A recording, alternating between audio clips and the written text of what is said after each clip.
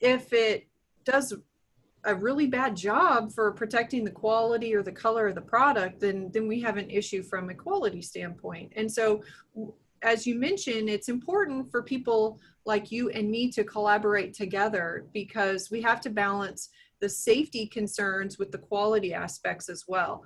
So ultimately, what we're trying to do is find the most effective intervention. Welcome to MeatsPad, a platform to share breakthrough knowledge that is accessible to the entire meat industry. Be ready to hear from meat specialists who will talk about numerous topics in meat science, including animal welfare, meat production, meat quality, and so much more.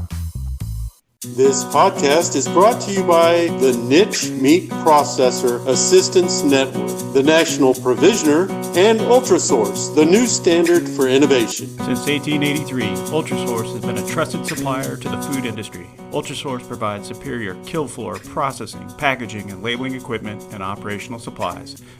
Hello, meat folks. Welcome to the MeatsPad podcast. My name is Francisco Najar. I'm your host today. We continue our conversations with leaders and meat scientists around the world. And today I'm happy to have Dr. Sara Gragg as our guest.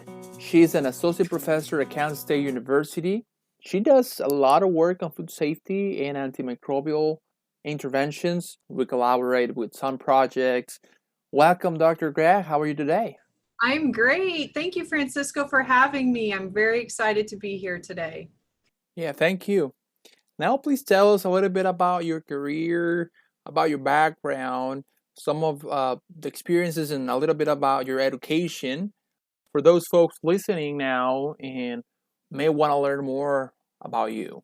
Yes, absolutely. Thank you, Francisco. So I'm originally from Nebraska, and I obtained my Bachelor's of Science in Food Science and Technology from the University of Nebraska-Lincoln. And from there, I went to graduate school at Texas Tech University, where I got my master's in food science and my PhD in animal science.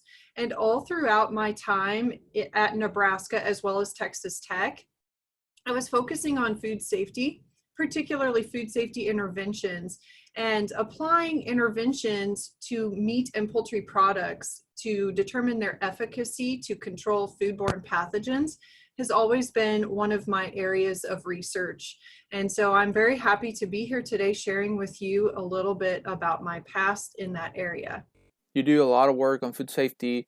You help the meat industry to conduct some validation studies so they can utilize to mitigate pathogens in the meat industry.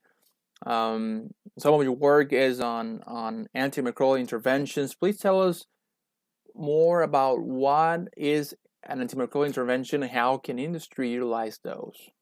That's a very good question. Well, so we know that foodborne pathogens like Shiga toxin producing E. coli and Salmonella are associated with animals like cattle. And we know that cattle are a principal reservoir for those animals, or for those foodborne pathogens, I should say. And so when we think about bringing those animals into a slaughter facility, it's very possible and likely that those pathogens could be on the hide of that animal. And so as we get into the abattoir for processing, it's really important to handle the hide as well as the carcasses, the viscera, with care so that pathogens don't actually find their way onto the carcass surface. Now, we have very, very sanitary dressing procedures and very sanitary processes that are followed to control these things. However, we have to stick the animal, and so we have to enter the hide at that point. And so that is definitely the first risk for contamination to the carcass. And then after that, we are going to apply interventions to the carcass surface and also to subprimals and trim to try to treat the surface for any pathogens that may have found their way onto the carcass surface or the product surface during the slaughter and fabrication process. Yeah, I think you brought up a very good point on the sanitation. I mean, you're bringing in livestock animals into the meat processing facility. They might carry some pathogens, especially on the hides. But now, what are the most commonly used antimicrobials by the meat industry, and if those vary, I mean, depending on a species. Right. So the USDA Food Safety and Inspection Service actually has a list of approved antimicrobials for the meat and poultry industry. And there are different regulatory limits for the amount that can be used for each antimicrobial and the way that they can be used. And so I would refer everybody to look at that information first and foremost. But in terms of what is commonly used, I would say hot water is actually pretty commonly used, as well as organic acids, so lactic acid and acetic acid, but lactic acid, it might be used a little more commonly, I would say. And then some facilities will also use peroxyacetic acid as well. So I would say those are maybe the most common ones that we see used in the meat and poultry industry. Yeah, and I think following up on one of our previous episodes with Dr. Jennifer Acuff, when we talk about slaughter safety and some of the procedures and practices that we have to follow to just improve that sanitation process in our facilities, and we touch on hot water, and I think that's very important because we kind of gave a range. She suggested the pasteurization process, that we reduce some microorganisms on the surface and on the carcass. So typically between 160 and 180 degrees Fahrenheit. That we also take into consideration other factors like the color of the carcass, if that's affected or not, if the antimicrobial has an impact on the oxidation, to also look at some other factors. And I think that's some of the importance of this work, that we're looking at how to reduce pathogens without compromising the quality of the meat from that perspective, from the color and the oxidation standpoint. Yes, you bring up a really good point. So from a food safety perspective, we might rinse the carcass with lactic acid, acetic acid, hot water, and so forth or the subprimals or the trim, right? The different products we might apply these interventions to. But if it does a really bad job for protecting the quality or the color of the product, then we have an issue from a quality standpoint. And so, as you mentioned, it's important for people like you and me to collaborate together, because we have to balance the safety concerns with the quality aspects as well. So ultimately, what we're trying to do is find the most effective intervention to help control and reduce any sort of risk of foodborne pathogens, but while also protecting things like color, and then of course any sensory parameters as well. So Dr. Gragg, for our previous episode, we've been asking our guests about some unique or some specific experience that you have gone through, had an impact on you, and so it just help you become more aware about certain situations in life that sometimes we don't really look at them as important. So for us in our audience to get to know you a little bit better again, I mean, it could be related to meat science, it could be related to food safety, but something that really had an impact or influenced you as a professional. Right, so that's a very good question. Thank you for asking. When in the field of food safety, we always talk about the young, the elderly, and the immunocompromised as being most at risk for foodborne illness or complications from foodborne disease. And so for me, when I became a parent, actually, I have two young boys. They are currently 10 and 7. And so when I became a parent, that became more real for me. I always knew that children were more at risk because of their developing immune systems. But when you actually become a parent and you realize how, as a parent, it's your job to protect these children and keep them healthy and strong.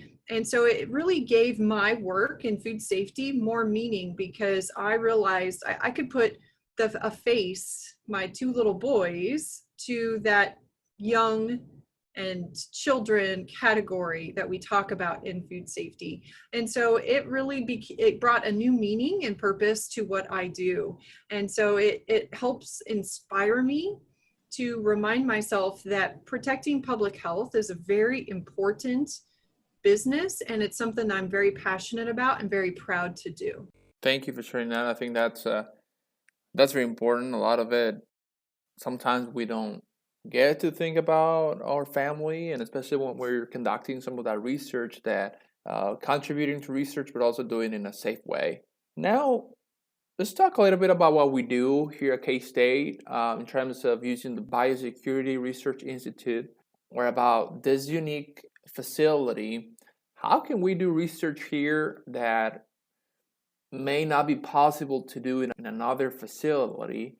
Please tell us a little bit about what we do, about the carcass inoculation. Yes, absolutely. So as I mentioned previously, the beef and pork industry they have very specific sanitary procedures that work to protect our products, and they have very specific protocols followed to make sure that, as you mentioned, the slaughter facilities are as clean as possible. And then we add these interventions to the carcass and the meat products as an extra step to protect for foodborne pathogens. So the beef and pork and poultry industries are very, very good at protecting our products. I want to point that out first and foremost. And so on our end, when we do intervention research, it is to validate different chemicals, interventions, and so forth as effective to control foodborne pathogens on a carcass or a meat surface. And so that work is very important work as well, because it goes to support all of the other sanitary procedures that are being followed in our facilities. But that work can also be really challenging to do from a research perspective, because if we're talking about a beef carcass or a pork carcass, a market hog carcass, for example, those are big, and we have to have rail systems to hang them. And if we're trying to mimic and simulate what is going on in a facility, then we need to be able to use a full carcass, whether it be a beef carcass or a market hog carcass. And so for us here at Kansas State University, we're actually very fortunate because we do have the Biosecurity Research Institute, where we can go through USDA approved slaughter procedures at the BRI, and so we can mimic exactly what's going on in a USDA inspected facility. And then we can do this under a biosafety level 3 environment, so that we can then put pathogens on a full carcass in a safe and effective manner.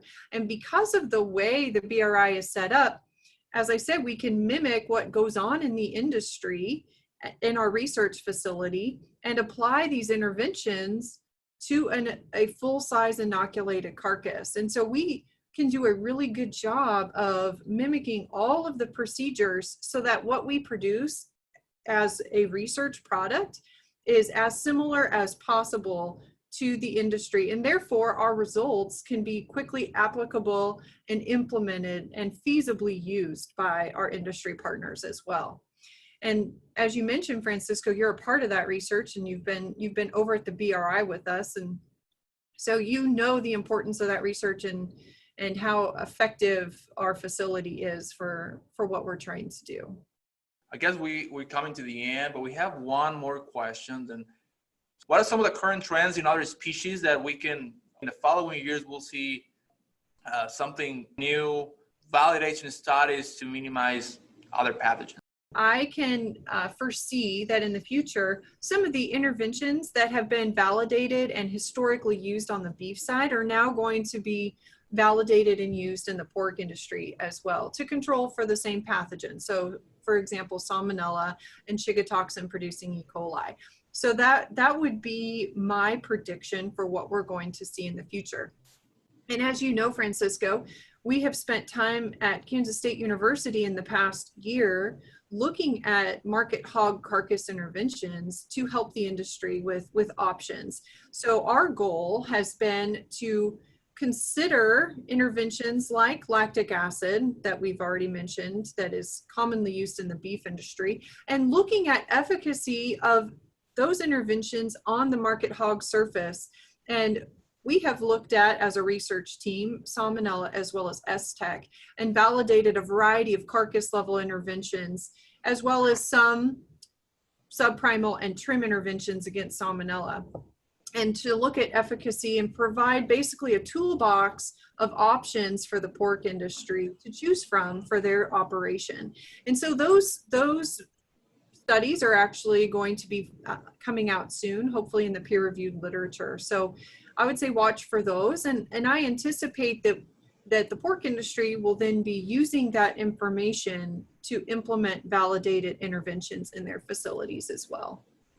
What would you tell, for example, for those small and mid-sized processors, how can they start using those, as you mentioned, that toolbox, for them to use it in their facilities? Do you know what would be some of your recommendations for our processors that might not have the same resources like other companies that bigger companies have?